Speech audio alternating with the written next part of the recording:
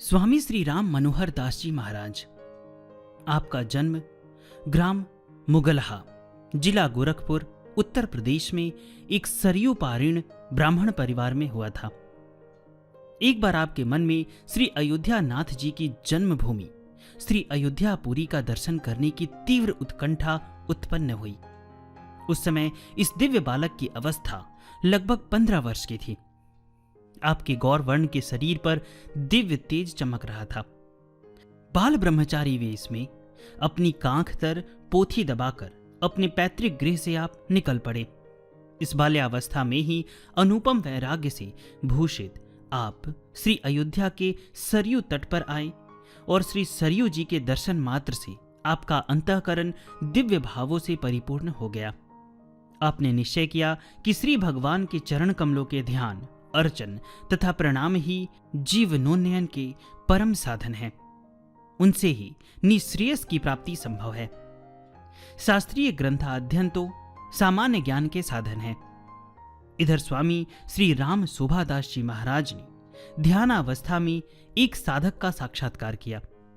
आपने समझ लिया कि श्री राम जी का कोई दिव्य पार्षद मानव शरीर धारण कर लोक कल्याणार्थ हमें आचार्य पद का गौरव प्रदान करने आ रहा है। वे बाल ब्रह्मचारी भी लोगों से पूछते पूछते श्री मणिराम दास जी छावनी की श्री जानकी रमण भगवान के दरबार में आ पहुंचे। उन्होंने श्री महाराज जी से दीक्षा प्रदान करने के लिए प्रार्थना की। अनंत श्री विभूषित श्री महाराज जी ने भी उपर्युक्त तेजः पुंज संपन्न बाल ब्रह्मचारी को उचित अधिकारी समझकर श्री राम मनोहर दास जी महाराज को श्री राम मंत्र की दीक्षा प्रदान की। गुरुदेव ने आपको श्री जानकी रमण भगवान की पूजा का कैंकर्य सौंपा। बहुत दिनों तक आप पुजारी का कार्य करते रहे।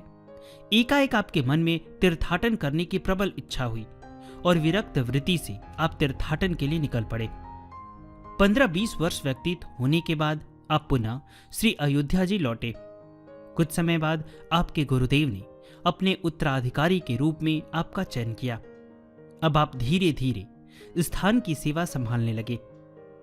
उत्तराधिकारी पद पर रहते हुए 20 वर्ष पर्यंत आप अपने गुरुदेव जी की सेवा के अतिरिक्त भक्त और श्री भगवान की सेवा में किंचित मात्र भी शिथिलता नहीं आने दिए। आपकी फटकार बड़ी तगड़ी होती थी, इसलिए लोग आपको नरसिंह भगवान कहते थे। आप एक ही क्षण में कठोर और दूसरे क्षण में ही बिल्कुल कोमल हो जाते थे। इस प्रकार आपके विलक्षण व्यक्तित्व की विशेषता थी। गुरुदेव जी का महाप्रयाण होने के पश्चात आपने उनका शंभुवेश भंडारा किया।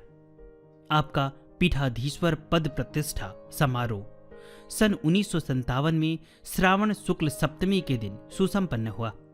आप केवल 6 वर्ष तक महंताई करने के पश्चात सन 1963 के ज्येष्ठ मास में अपनी ऐहिक लीला समाप्त कर दिव्य श्री साकेत धाम के वासी हो गए। स्वामी श्री राम मनोहर दास जी महाराज अपने नाम को सार्थकता प्रदान करने वाले आकर्षक व्यक्तित्व के साधु पुरुष थे।